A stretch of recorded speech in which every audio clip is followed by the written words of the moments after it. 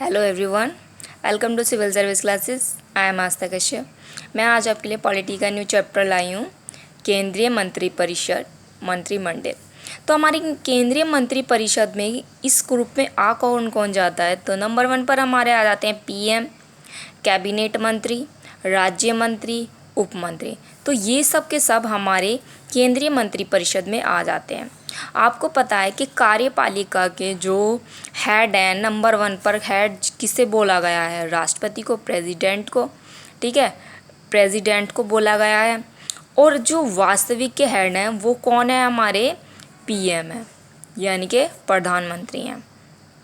ठीक है, तो आर्टिकल 74(1) के अनुसार राष्ट्रपति को सलाह देना या उनकी सहायता करना, इसमें सहायता कौन करेगा? उनकी हमारे मंत्रिपरिषद के जो हैं पीएम, वो उनकी सहायता करेंगे, सलाह देंगे। उनकी सहायता से ही, उनके सलाह मशवरे से ही वो काम करेंगे हमारे राष्ट्रपति। ठीक है, तो आर्टिकल 74 ब्लॉक 2 के अनुसार, आर्टिकल 74 ब्लॉक 2 के अनुसार इस प्रश्न की किसी न्यायालय में जांच नहीं की जाएगी कि मंत्रियों ने राष्ट्रपति को कोई सलाह दी, और यदि दी है तो क्या दी। यहाँ पर यह बोला गया है, अगर राष्ट्रपति सलाह लेते हैं किसी भी मंत्री से, कैबिनेट मंत्री से, पीएम से, तो वो सब पूछा नहीं जाएगा न्यायालय में कि उन्होंने सलाह क्या दी है, और सलाह ली भी है तो क्या सलाह ली है। ये सब वहाँ पर प्रश्न नहीं किया जाएगा। ठीक है, आर्टिकल 74 ब्लॉक 2 के अनुसार। और ये जोड़ा गया 44वें संविधान संशोधन द्वारा जोड़ा गया। ये कौन से संविधान? 44वें संविधान संशोधन में ये जोड़ा गया। ठीक है, अब आर्टिकल हम बात करेंगे 75 ब्लॉक 1 के अनुसार। ठीक है, आर्टिकल 75 ब्लॉक 1 के अनुसार प्रधानमंत्री की, जो हमारे पीएम की नियुक्ति कौन करता है? ठीक है, पीएम की नियुक्ति कौन करेगा? प्रधानमंत्री की हमारे राष्ट्रपति करेंगे। कौन करेगा? राष्ट्रपति करेगा। ठीक है, और अन्य मंत्रियों की नियुक्ति भी कौन करता है? जो अन्य मंत्री हैं उसकी भी कौन करता है? राष्ट्रपति करते हैं। ठीक है, और जो है किसकी? प्रधानमंत्री की सलाह से। किसकी सलाह से? पीएम की। पीएम की सलाह से मंत्रियों की जो है नियुक्ति की जाती है। कौन करता है नियुक्ति? कौन करता है? राष्ट्रपति करता है। और किसकी सलाह से? पीएम से। और पीएम की भी नियुक्ति कौन करता है? राष्ट्रपति जी करते हैं। ठीक है, आर्टिकल 75 ब्लॉक 1 क्या के अनुसार यहाँ पर क्या बात की गई है इसमें कि मंत्रिपरिषद में जो प्रधानमंत्री के सहित मंत्रियों की कुल संख्या जो है, प्रधानमंत्री और ये सारे के सारे, इन सब की मिलाकर मंत्रियों की जो कुल संख्या है, लोकसभा के सदस्यों की कुल संख्या, ठीक है, सारे लोकसभा और मतलब जितने भी मंत्रिपरिषद हैं जो हमारे यहाँ पे डिफ़ाइन किए गए हैं, सारे के सारे जो हैं उनकी संख्या कितनी होगी? 15% से। कितनी? 15% से अधिक नहीं हो सकती। 15% से अधिक नहीं हो सकती, नहीं होगी, नहीं हो सकती। ठीक है, और राज्यों में जहाँ पर सीटों की संख्या 40 है, राज्यों में जो है, राज्यों में अगर जो सीटों की संख्या 40 है, यदि, ठीक है, 40 होगी तो अधिकतम मंत्री जो वहाँ पे बनाए जाएंगे वो कितने बन सकते हैं? केवल 12।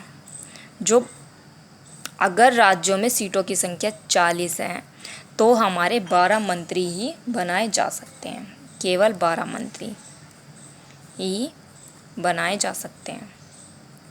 ठीक है। जो है हमारे ये सब जोड़ा गया, ये कौन से संविधान संशोधन में जोड़ा गया? 91वें संविधान संशोधन में ये सब जोड़ा गया। हमारे आर्टिकल 75 ब्लॉक 1 कै को आर्टिकल, ठीक है, 91वें संविधान संशोधन में ये अधिनियम जोड़ा गया। कब? 2003 के द्वारा, ठीक है, ये जोड़ा गया हमारा आर्टिकल 75 ब्लॉक 1 कै को, ठीक है। और इस प्रावधान को यहाँ पर शामिल किया गया। तो मंत्री राष्ट्रपति की जो मंत्री जो हैं राष्ट्रपति की नियुक्ति से काम करते हैं। राष्ट्रपति जो हैं मंत्रियों की नियुक्ति करते हैं, चाहे पीएम हो, चाहे हमारे कैबिनेट मंत्री हों, ठीक है। नेक्स्ट बात करते हैं हम शपथ की। तो शपथ जो है प्रधानमंत्री तथा अन्य मंत्रियों को, पीएम हो, मंत्रिपरिषद के जितने भी मंत्री हैं, पीएम हैं, कैबिनेट मंत्री हैं, राज्य मंत्री हैं, उप मंत्री हैं, जितने भी मंत्री हैं, उनको जो शपथ दिलाएंगे, कौन दिलाएंगे? हमारे कैबिनेट मंत्री। जितने भी मंत्री हैं उनको शपथ कौन दिलाएगा? हमारे राष्ट्रपति जी, ठीक है, प्रेसिडेंट। अब त्यागपत्र की बात करते हैं। तो त्यागपत्र जो है प्रधानमंत्री अपना त्यागपत्र राष्ट्रपति को ही देते हैं, ठीक है। जो पीएम है वो त्यागपत्र किसको देंगे?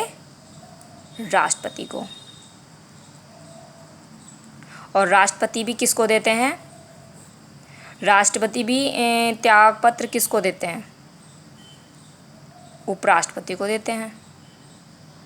राष्ट्रपति देते हैं उपराष्ट्रपति को, ठीक है।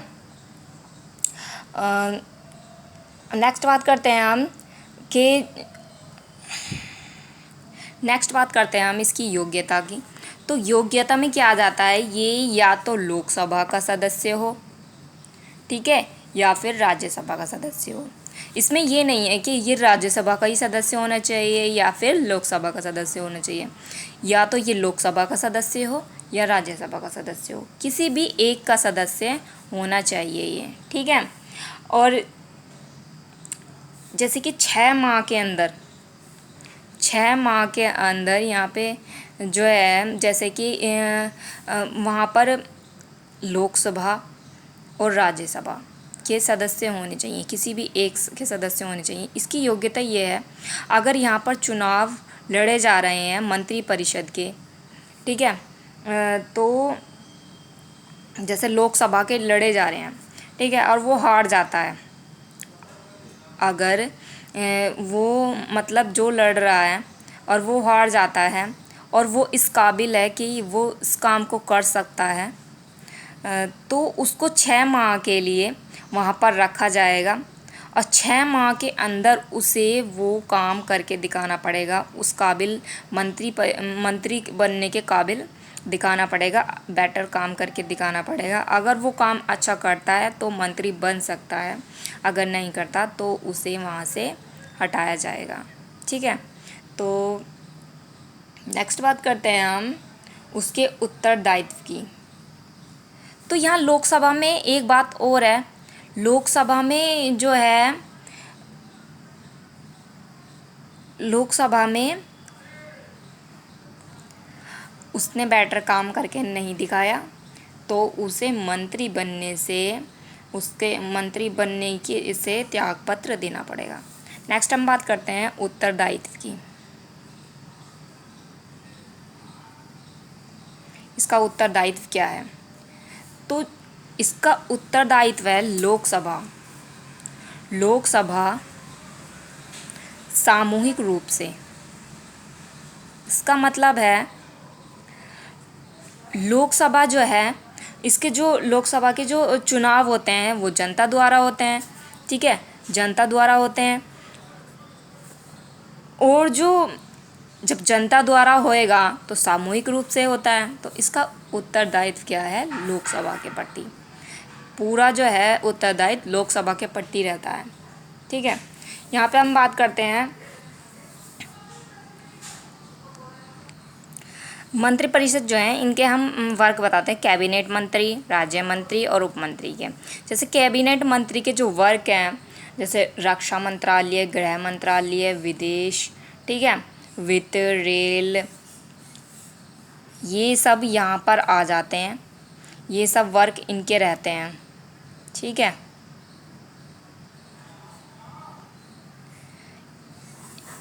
इस तरीके के काम हमारे कैबिनेट मंत्रालय, महत्वपूर्ण जो कार्य है वो हमारे कैबिनेट मंत्री करते हैं। नेक्स्ट बात करते हैं हम राज्य मंत्री की। राज्य मंत्री में कौन कौन आ जाता है? राज्य मंत्री में दो आते हैं हमारे कैबिनेट मंत्री। ठीक है, कैबिनेट जो मंत्री हैं इनकी सहायता से, कैबिनेट के सहायता के लिए जो होते हैं, कैबिनेट के सहायक होते हैं ये राज्य मंत्री। ठीक है, और स्वतंत्र प्रभार, स्वतंत्र रूप से होते हैं। और उपमंत्री जो हैं प्रशासनिक कार्य के लिए आते हैं, प्रशासनिक कार्य। तो एक ग्राफ हम आपको बताते हैं जैसे मंत्रिपरिषद का। मंत्रिपरिषद में सबसे पहले आ जाते हैं हमारे पीएम, फिर आ जाते हैं हमारे कैबिनेट मंत्री,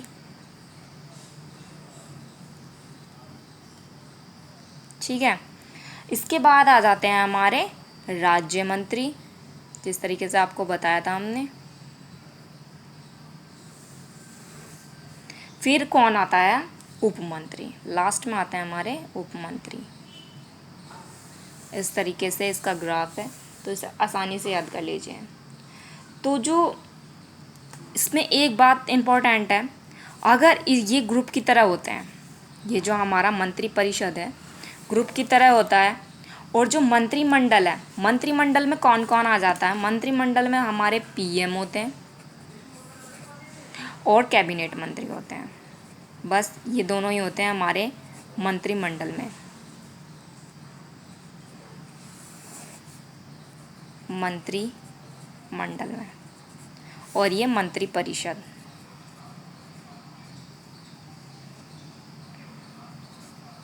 ठीक है, तो ये ग्रुप की तरह वर्क करते हैं। ये दोनों, ये छोटा ग्रुप रहता है, इसमें पीएम रहते हैं और कैबिनेट मंत्री रहते हैं। जो कैबिनेट मंत्री हैं यहाँ पर ये सलाह मशवरा कर लेते हैं, फिर आके ये पीएम को सब कुछ उनके पास आकर सब कुछ बता देते हैं। ये तो यानी कि पीएम सबसे यहाँ पे बात करें, इसीलिए कैबिनेट मंत्री जो हैं यहाँ पे सबसे सलाह मशवरा कर पीएम को सारी बात बता देते हैं, कौन सा बेटर है, क्या बात अच्छी है और क्या नहीं है, वो सब आके बता देते हैं। सबसे इम्पोर्टेंट बात ये है यहाँ पे मंत्रिपरिषद में, अगर एक मंत्री कुछ भी गलत काम कर दे, कुछ भी, तो वहाँ पर अविश्वास प्रस्ताव जारी हो जाता है।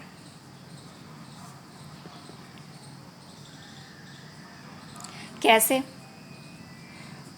अविश्वास प्रस्ताव कैसे? तो ये पूरा जो मंत्रिपरिषद है सबको यहाँ से क्या करना पड़ेगा, एक साथ काम छोड़ना पड़ेगा, काम मतलब त्याग पत्र देना पड़ेगा, क्योंकि ये सब ग्रुप में काम कर रहे हैं। अगर एक मंत्री ने यहाँ पर अविश्वास प्रस्ताव जारी मतलब प्रस्ताव किया है, तो पूरे मंत्रिपरिषद में मंत्रिपरिषद को त्याग पत्र देना पड़ेगा। ये एक समूह की तरह वर्क करते हैं इसीलिए। ठीक है, तो इसका आकार बड़ा होता है, आप देख ही सकते हैं। पहले पीएम आ रहे हैं, फिर कैबिनेट मंत्री आ रहे हैं, फिर राज्य मंत्री आ रहे हैं, फिर उप मंत्री आ रहे हैं। और इसका समूह छोटा होता है, जैसे कि यहाँ पे पीएम और कैबिनेट मंत्री हैं। यहाँ पर जो है इनके जो सदस्य हैं मंत्री, यहाँ पर 70 से 75 हो सकते हैं। ठीक है, और यहाँ पे जो है, यहाँ पे समूह में 15 से 20 ओनली, 15 से 20। ठीक है, इसे शक्ति इसे मंत्रिमंडल ही देता है, इसे जो शक्ति देता है इसे मंत्रिमंडल ही देता है। कौन? ये। ठीक है। और इसे शक्ति कौन देता है? शक्ति अधिक होती ही है इसके पास तो अधिक होती ही है शक्ति, ये किसी को नहीं सॉरी। इसका वर्णन जो आर्टिकल किस किस में है? 74 आर्टिकल में और 75 आर्टिकल में इसका वर्णन किया गया है मंत्रिपरिषद का। और इसको मूल संविधान में जोड़ा ही नहीं गया था, तो इसे 44वें संविधान संशोधन में जोड़ा गया था, आपको बता चुके हैं हम। ठीक है। तो इसके कार्य जो हैं, कार्य में नंबर 1 पे आ जाते हैं। राष्ट्रपति की सहायता करेंगे, ये तो आपको पता ही है। प्रेसिडेंट की सहायता करेंगे, जो कौन करता है? हमारे पीएम करते हैं। ठीक है। विकासात्मक कार्यों को करना है, मतलब आगे बढ़ते रहना है। विकासात्मक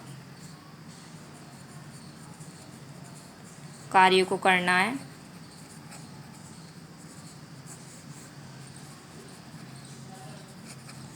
प्रतिवर्ष बजट को पेश करना है। ठीक है। 3rd नंबर पर आता है हमारा बजट, सबसे इम्पोर्टेंट। ठीक है। बजट को सबसे पहले आ जाता है कि मतलब बजट जो है सबको सबसे पहले बताना है। ठीक है। और नीति जो है हमारी, नीति निर्माण सॉरी, नीति को यहाँ पर इसमें कार्य है, नीति का निर्माण भी यही करते हैं। राष्ट्रपति की सहायता करेंगे, हमारे जो मंत्रिपरिषद हैं राष्ट्रपति की सहायता करते हैं, जो कि हमारे पीएम हैं, और सारे मिल करके ही करते हैं, बट जो सलाह देते हैं और सहायता करते हैं वो पीएम देते हैं।